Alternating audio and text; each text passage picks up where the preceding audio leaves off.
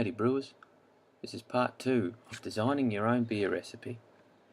This week we'll look at styles and flavours and the ingredients where you can go to find some information. So these are the Beer Judge Certification Program guidelines. They're just online, bjcp.org, and they give you some hints on how to do judging basically, but in all the different beer styles, as you can see on the left and right, they're the different categories of beer that they judge. So we'll just go to an example. So an international dark lager. It talks about the overall impression, the aromas you're looking for.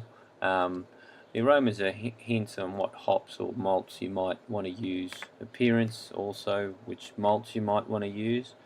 The flavour, also big on what ingredients you need.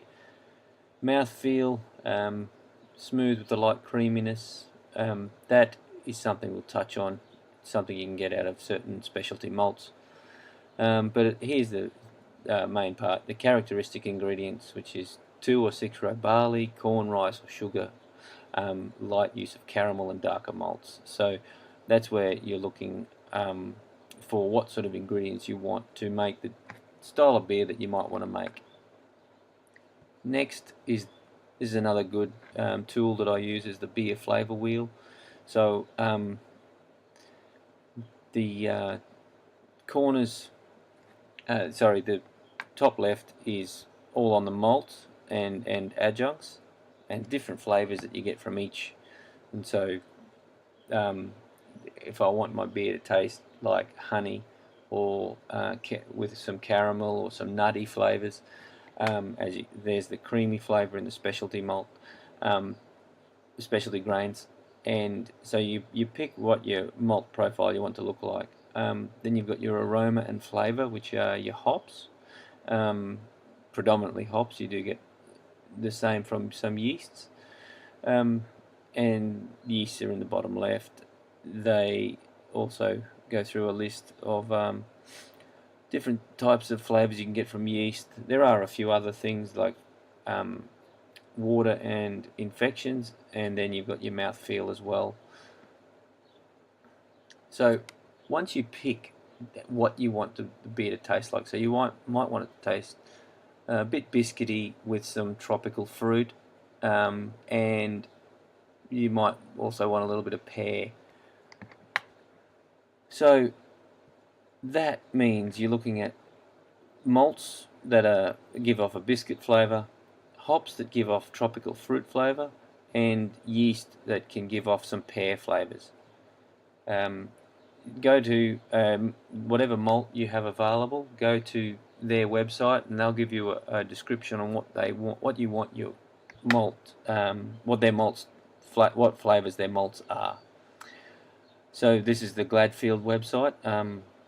The Munich malt, for example, is perfect for brewing classic malty continental lagers and robust ales. And here's the flavour. The kilning process results in a malt which is rich, sweet, toasty, and imparts a biscuit flavour with a touch of breadiness. It also tells you it gives it a deep orange colour and a malty, toasted, nutty, grainy flavour to the brewed beer. So the other thing I like about the Gladfield site, they give you the alternatives for their malt. So if you use, for example, Briess malt, let's have a look, their Caramel Munich 60L, you would want the Gladfield medium crystal malt. Their Victory malt, you want the Gladfield biscuit malt. So they give you great comparisons for whichever one, whether you're using Joe White or Simpson's malts and you want to transfer to Gladfield, or if you don't have access to Gladfield malts and you want to know what you can substitute with. Next are the hops, hop varieties. Now this YCH hops page I think is the easiest one to navigate, and it has a very large database of hops available. You can reduce the search by going bittering, dual purpose or aroma hops, and you can go into detail by clicking on a hop and get all of their oil breakdowns, or quickly, if you just want to know what it smells like, Centennial hops. Specific aroma descriptors include lemon and floral. Then, last of all, you go to the yeast. So it's up to you whichever yeast you want. They all have their own website. But the Y yeast one, for example, if you're after a beer with a bubblegum flavour, so you can click on Belgian ales, filter, and Belgian bubblegums usually are in a saison, so you can click on that. And there you go. This strain is the classic farmhouse ale yeast, a traditional yeast that is spicy with complex aromatics, including bubblegum. And then it goes into further detail.